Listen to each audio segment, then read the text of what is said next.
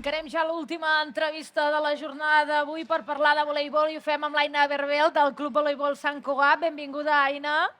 Moltes gràcies. Primer de tot, és pregunta obligada. Què te'n sembla del Tot Esport? No sé si havies tingut l'oportunitat de venir l'any passat. Sí, de fet, l'any passat vam estar aquí amb tot l'equip, vam fer un entreno les 12 jugadores i ens vam posar allà en un raconet i crec que és espectacular. M'agrada molt com l'ambient que hi ha, totes les noies que hi participen, que tothom pugui provar els diferents esports i descobrir a veure si realment hi ha algun que sigui la seva vocació. I em sembla increïble l'organització, com està tot muntat, els vídeos, els pamfletos amb les cares de les jugadores, vull dir, em sembla com molt especial també poder interactuar amb ells. I a més us coneixen i us poden tenir com a referents, que també és una mica la intenció d'aquest Tot Esport, que la gent us reconegui, us posi cara i sàpiga qui sou, perquè és la importància també de donar valor a l'esport femení, que moltes vegades no se'l té en tanta consideració. Sí, exacte. Jo crec que tenir referents a l'infància és molt important.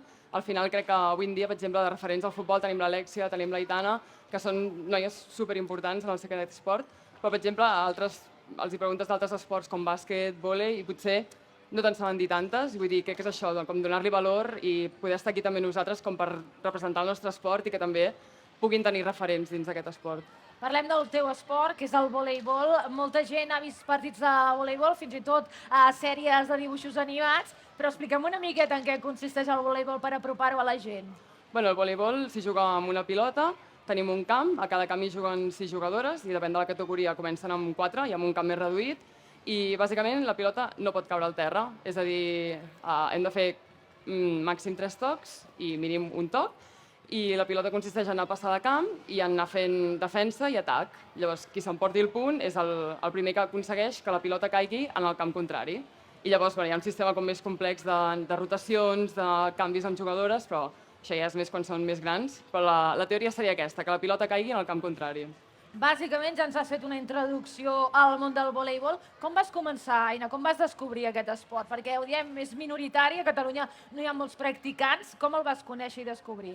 Jo vaig començar a jugar a voleibol amb 11 anys, amb les meves companyes de classe vam decidir que ens volíem apuntar a algun esport i algunes d'elles van decidir jugar a vòlei i jo no havia vist mai algú jugant a vòlei, no sabia pràcticament què era l'esport i vaig dir, doncs, m'hi fico i si m'agrada, doncs, seguim endavant i si no, doncs ho deixo. I la veritat que em va agradar molt, jo vaig començar jugant a Granollers, a la meva ciutat, i vaig estar-hi 3 anys i després vaig tenir la sort que em van cridar amb la selecció catalana i que per mi se'm va obrir un món nou completament, vull dir, no sabia ni que eren campionats d'Espanya ni que eren campionats de Catalunya i doncs allò em va fer com donar més el salt i anar a jugar a Sant Cugat i ara doncs porto pràcticament 10 anys aquí jugant al meu club i estic molt contenta doncs, d'haver-hi donat l'oportunitat i que també que l'esport aquest m'ha brindat a mi l'oportunitat de conèixer gent increïble, de poder competir competicions que jo ni m'esperava que jugaria, de debutar amb selecció espanyola i al final, vull dir, tot el que m'ha portat estic molt contenta.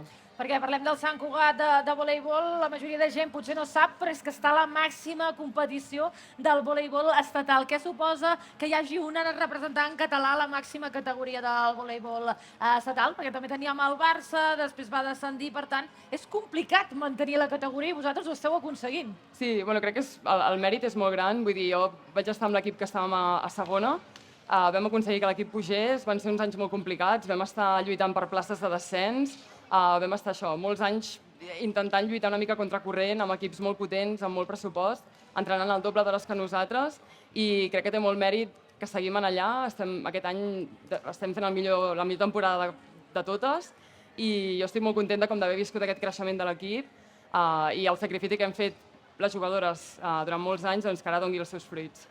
Sí, perquè el Sant Cugat aquesta temporada ha començat de manera espectacular, està en tercera posició i heu aconseguit classificar-vos per la Copa de la Reina i també és un fet històric perquè s'ha aconseguit per tercer any consecutiu. Com ho valoreu això? Perquè està sent una temporada, com dic, espectacular. Jo crec que és molt important perquè a nivell d'objectius el nostre equip no se'n planteja, és a dir, nosaltres juguem partit a partit, setmana a setmana i no ens agrada marcar-nos objectius de classificar per play-offs o Copa de la Reina perquè després si no els assolim potser sembla un fracàs. I en aquest cas crec que potser no ens esperàvem gaire de classificar, però estem jugant uns molt bons partits últimament.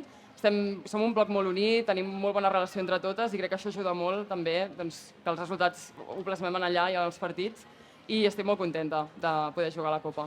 Aquest tercer any de Copa de la Reina, l'any passat vau viure un moment també màgic, podríem dir, perquè la Copa es va poder organitzar a Sant Cugat. Com ho veu viure les jugadores? Perquè teníeu el públic a favor, es van vendre totes les entrades, va ser uns dies espectaculars. Sí, bueno, va ser molt emocionant. Jo me'n recordo el dia que ens ho van dir, ens van enviar un missatge pel grup i ens van dir: noies, tenim una notícia molt important, potser no us imagineu, però organitzarem la Copa.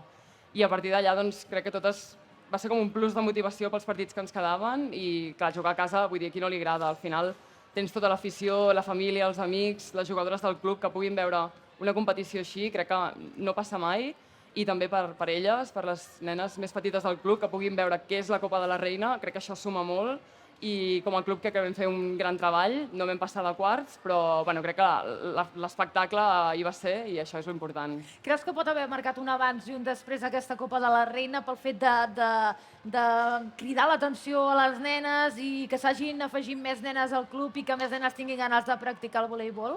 Sí, crec que també va ser important que la Copa es fes al centre de Sant Cugat, vull dir, al final allà atreia molta gent treia al cap de, ostres, què s'està fent aquí? I també, vull dir, igual que actes com aquests ajuda molt a que la gent s'hi pugui apuntar i visquin com què és l'esport de màxima categoria i una competició de les més importants a nivell estatal. És el que diem, esteu a dalt de tot, de la màxima categoria estatal, però tot i així no hi ha moltes practicants a Catalunya. Per què creus que passa això, que no acaba de tenir el voleibol més jugadors? Bueno, suposo que al final, vull dir, el pati de l'escola, tu quan ets petit jugues a bàsquet, jugues a futbol i vull dir, potser tampoc es donen els materials perquè les nenes puguin practicar aquest esport al col·le. Llavors potser la base ve una mica d'això i com tu deies abans, les sèries han ajudat molt, la de Haikyuu ha ajudat molt que molta gent s'apunti. Vull dir, al final anar donant una mica de propaganda del vòlei, a vegades sortint per la tele o entrevistes a la ràdio, vull dir, també fa que el vòlei a poc es vagi coneguent, però sí que és veritat que crec que encara queda molt camí per arribar a nivell de futbol o de bàsquet, que potser són els més coneguts. Abans comentaves que l'èxit d'aquesta temporada i de les últimes del Sant Cugat és la pinya que feu a dins del vestidor de l'equip. Quins creus que són els valors que transmet un esport com el voleibol? Bueno, el voleibol crec que al final és molt companyerisme, vull dir, tu si mires un partit de voleibol veuràs que sempre, tant si perdem un punt com el celebrem, ens ajuntem sempre al mig del camp, ens estem tota l'estona constantment jugant les mans, vull dir, és un esport de molt contacte entre les companyes, som una pinya, si un està malament l'ajudem, vull dir, al final hem d'anar totes a una per poder guanyar el partit i això és el que sabem. Llavors crec que és això, com molt companyerisme, molta empatia, molt respecte també per les companyes d'això i ajudar-les molt i crec que és un dels valors que més aporta, el companyerisme. Tu, Aina, vas poder tenir referents femenins de voleibol o et vas haver de fixar en nois perquè no hi havia noies? Bueno, jo me'n recordo, de fet, quan era petita i anant una altra vegada això de veure competicions importants, me'n recordo que a Granollers va venir la selecció espanyola, que en el seu moment, clar, hi havia jugadores superimportants i jo me'n recordo de fer-me la foto amb elles perquè jo estava allà doncs, amb l'organització recollint pilotes i al final ens van deixar fer-nos una foto amb elles i després quan em van convocar per la selecció espanyola per primera vegada jo tenia el pòster aquell penjat a l'habitació i el vaig agafar i els vaig portar perquè encara hi havia jugadores que estaven allà jugant i llavors va ser com, ostres, estic jugant amb les que per mi quan jo tenia uns anys eren les meves ídoles i ara estic jo aquí amb elles compartint una foto d'aquí de la selecció espanyola i era com, ostres, com per mi va ser com molt impactant i molt xocant de dir, al final, crec que si ho lluites i fas sacrificis també perquè és veritat, però pots arribar lluny i la veritat que també, no sé, a nivell personal a mi em va satisfer molt. És el que parlàvem, de la importància que s'organitzin esdeveniments importants com la Copa de la Reina, com també el Tot Esport, per anar aconseguint que les nenes com tu es fessin fotos amb els seus referents i ara siguis tu la referent de moltes nenes. Evidentment, aquí a Catalunya és molt complicat poder viure del voleibol. Hi ha països en què sí que el voleibol es pot viure i s'hi poden guanyar diners i està ben representat a través dels mitjans de comunicació? Sí, per exemple, jo crec que aquí a Europa un dels referents és Itàlia, vull dir, al final crec que si parles amb qualsevol jugadora de vòlei que aspiri a jugar a nivell professional, totes volen acabar en aquella lliga. La lliga alemanya també té molt nivell i és això, vull dir, al final les persones que no juguen a Espanya acaben jugant en aquestes lligues que són molt potents, tenen molt pressupost a nivell de tele mateix, vull dir, retransmeten partits de vòlei, els pavellons estan plens, vull dir, pavellons gegants, que aquí, clar, aquí costa molt de veure, només amb competicions d'aquestes molt grans. I crec que és com, hauríem d'agafar una mica l'exemple aquest, de poder agafar una mica el model que segueixen ells, de portar pressupost, patrocinadors, sobretot, que és molt important, que és el que més costa. Al final, depenent de patrocinadors per pagar els viatges, per pagar els hotels, per pagar la lliga i costa molt també aconseguir-ne. I crec que també és important que ens fixem en aquestes lligues de com ho fan elles per poder aplicar-ho una mica aquí. Abans parlàvem de referents a la pista, però també és important que hi hagin dones referents en tots els estaments del món de l'esport. En el vostre cas, la Federació de Voleibol és de les poquetes federacions que té una presidenta, la Maribel Zamora. Què en penses del fet de que hi hagin dones al capdavant?